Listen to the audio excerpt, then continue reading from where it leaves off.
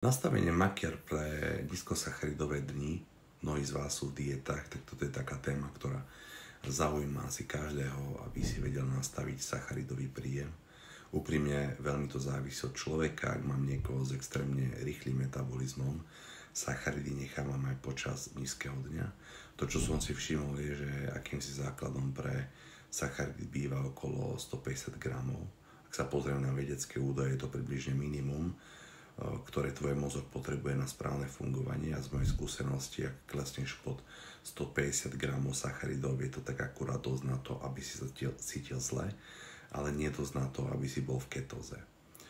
Predpoklad pri nízkych dňoch v rámci cyklovania sacharidov je ten, že v tento deň necvičíme silovo, ide len o takú bežnú dennú aktivitu, takže tvoja potreba dodatočnej glukózy nie je vysoká a 150 gramov by teda malo byť dosť na to, aby tvoj mozog stále fungoval normálne.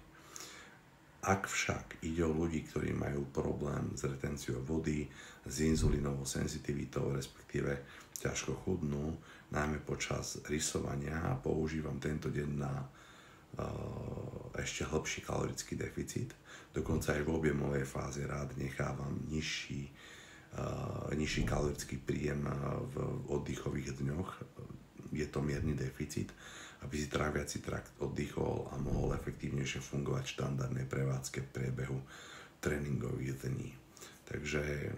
150 gramov je také číslo, ktoré v rámci cyklovania sacharidov môže byť aj vašim číslom v prípade low days alebo nízkosacharidových dní.